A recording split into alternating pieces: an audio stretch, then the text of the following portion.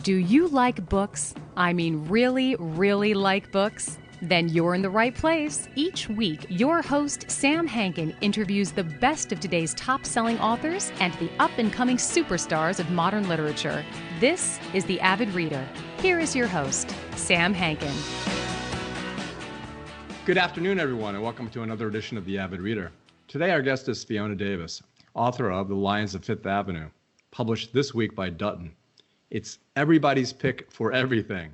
Here are some of the picks thus far.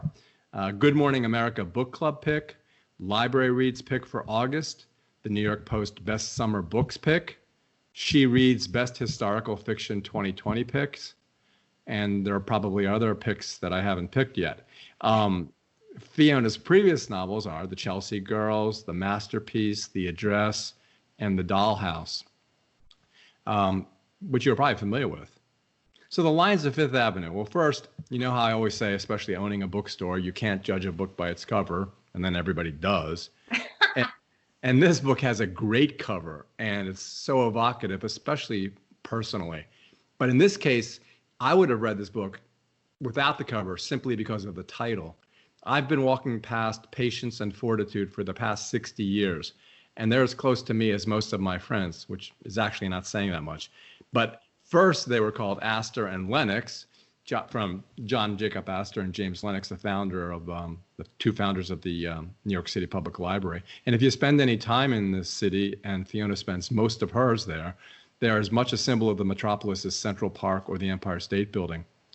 They guard and greet at the main New York City Public Library. And in Fiona's novel, they're guarding that edifice from 1913 to 1993, and they serve Laura Lyons, the perfect surname, and then Sadie Donovan.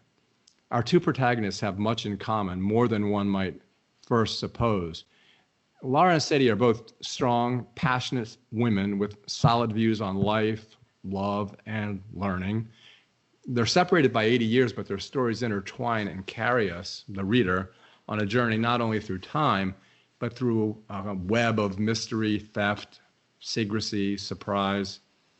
And it's funny, but after everything is said and done, maybe the most passionate message of this book is what books actually mean. So let's actually discuss that for the next few minutes. Welcome, Fiona, and thanks so much for joining us today. Oh, thank you. That was a wonderful summary. Just perfect. Thank you. You know, here's a question. You know, all of your novels start with the word "the."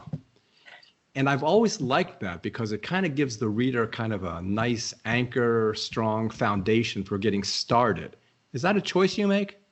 You know, all the books refer not only to the building that I've chosen, whatever landmark, iconic building is the centerpiece of the book, but also to the story within the book.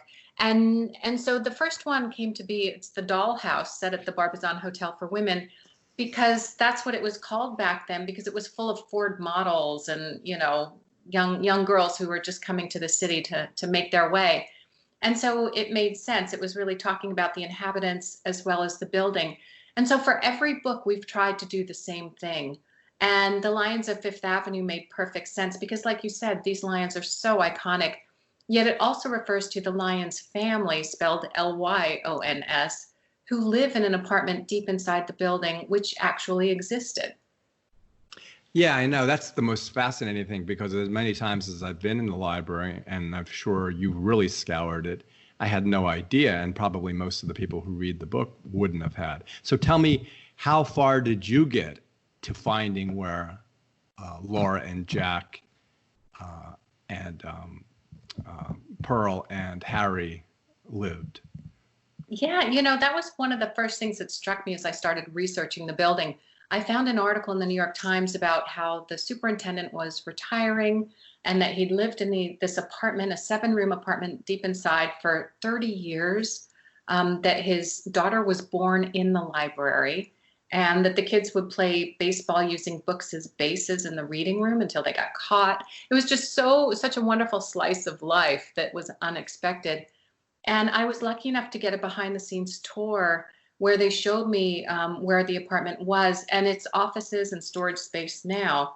But you really got a sense it kind of cornered along a courtyard on the southern end of the building. and had huge windows. And you could really imagine a family living there. And it's up a bit of a secret stairway. And just, it was such a perfect surprise. And I thought, that's it. That's where I'm going to set the book. I wish I could. Well, I think you even said it's like being a fly on the wall. You can only imagine what it must have been like. And your description of it was great, especially the dumbwaiters. Who knew? But another question I had is, why Tamerlan by a Bostonian? There's only 50 copies of that book printed, and the last time it sold for $700,000 and to an unnamed bidder. So I assume you're a Poe fan, but why did you choose that? There's a series of book thefts in the book that link both stories. And I wanted a book that was really valuable and really important. And there are so few of them that seemed like the right book to choose. And then there are other book thefts as well. But what the theft in the novel is really based on is one that occurred at Columbia University's Butler Library in 1994. And a thief stole $1.8 million worth of rare books and manuscripts over the period of 3 months. And no one could figure out how he was getting in and out. And so that, for me, as I started looking at that, I thought, well, that will be a great framework for my theft. So I kind of took it and draped it into the New York Public Library and used that as the framework for my theft. But I was really curious about, the theft of rare books, which happens all the time. And there was a big question of how valuable are these? Why are they important? What do they show?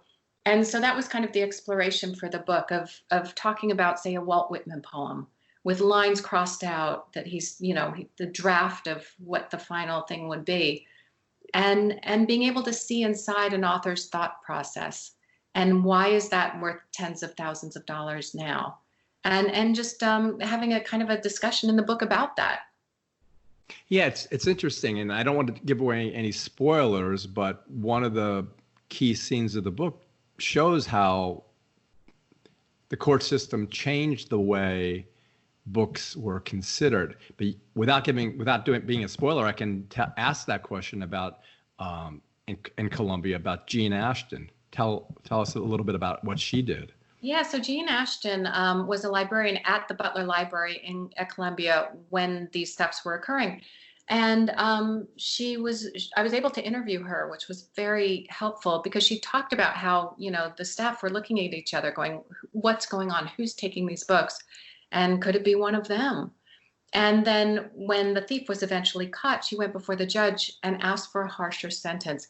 And she made this passionate plea about how these books, that a thief is not just stealing, X number of pages worth X, but a piece of Western history and culture. And that its value just can't be determined because the value of something like that fluctuates over time. And that libraries are really the safekeepers of these artifacts of the past. So something that might not be important 100 years ago, like women's diaries or records of slave transactions, are valuable today because our way of thinking has evolved. And so she went before the judge and kind of said, look, there has to be harsher punishment here. And the judge was very impressed and said, yep, you're absolutely right. And so to me, she's a true literary hero. And that's what I was trying to bring to life in the book. Yeah, and that it really touches home with me because of my bookstore and the fact that we have a rare book collection. But, it's really, it's kind of a love-hate thing. People can say, well, you read a book and then you're done. The book is done. But having in your possession the first edition of, say, Ulysses, signed by James Joyce, yes, it's ineluctable and it's very difficult to explain, but I know exactly what you mean. Yeah, and I love what you do. I think it's so important what you do and keeping these things circulating and in the public eye. Yeah, I know. It's like every day. How many people tell me I love holding a book in my hand, and it's still hard to explain. It's like, why do we still use candles? Yes. But moving on, and I know you have your schedule filled for today. Talk a little bit about some of the other aspects of the book, and in which you talk about, and you do in the book, real people who lived and did what you talk about, like the Heterodoxy Club. Talk a little bit about that, because no one knows what that is. Yeah, sure. So my character Laura in 1913 feels very stifled living in a library. She wants more out of life, so she goes to Columbia University to get a degree in journalism. And she's drawn downtown to the village, to the Heterodoxy Club, which was a club that was founded in 1912 by a feminist organizer called Marie Jenny Howe. And she would arrange these meetings every 2 weeks where women would come and meet and debate and discuss the issues of the time, which were things like the right to vote and women's rights and birth control, and even something like free love, which we associate with the 60s and 70s. And they were having these really interesting discussions about what was considered the new woman. And those were women that wanted more than the traditional role. And so I was just surprised at the existence of the Heterodoxy Club and wanted to work it into the book. Yeah, it's also interesting, you discuss, I guess you discuss sex, not in the sense of explicitly, but you do talk about intimacy, both with Laura and her husband and Laura and other individuals. and I wonder, at the time, was that, especially when Laura says things about the club that she probably shouldn't have said, was this out in the open at all? Was the Heterodoxy Club cloistered as much as it was in the book, or supposed to have been? Greenwich Village at that time was a place where you could be whoever you were. It was safe if you were two men or two women or whatever iteration. It was very progressive and very forward in the 1910s. After World War I, that changed. But so yeah, and the club, everything was supposed to be off the record. They were very clear about that, so that women could express themselves freely. And these were some very famous women like Agnes de Mille or Charlotte Perkins Gilman, and so it was supposed to be a closed door discussion so that people could say exactly what was on their minds. And actually, also that was interesting to me was that there were men who were in the club too. Yeah. It was an incredible time down in the village then. I wish we could have been there, but it was fun to try and recreate on the page. Oh yeah, that reminds me. So since you were talking about your books and their settings, and you could talk about whether it's the Dakota or Grand Central, you could write books for the next 100 years with the buildings that you know and love, whether it's the Flatiron Building or the Sherry Netherland, or there's so many different places that you could write about. Maybe not Penn Station, but No, the old Penn Station. Yeah, it's horrible. And then when you do talk about Grand Central and the beautiful blue ethereal sky and all that, I always think about Jackie Kennedy, don't you? Oh, absolutely. And that's what the masterpiece is about. It takes place partly in the 70s, where they were about to knock the whole thing down and just change it. And yeah, it was someone like Jackie O who stepped up and said, no, this is important. And that's a conversation that's going on every day here in New York, because, it is a city of change and transformation. And it's a question of what buildings are important and which ones are not. And I think it's an ongoing discussion and a really fascinating one. And I do agree, I could write a book a year forever. I just, on my 30th book, I'll be doing the gas station on the corner of 11th Avenue, Well, there are very few gas stations. I know, the last one.